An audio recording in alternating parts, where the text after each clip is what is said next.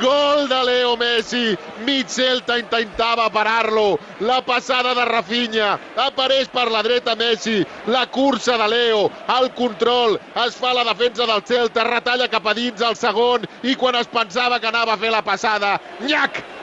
Cop d'interior i gol de Leo Messi, gol del Barça al minut 19 de la segona part. Barça 5, Celta 0.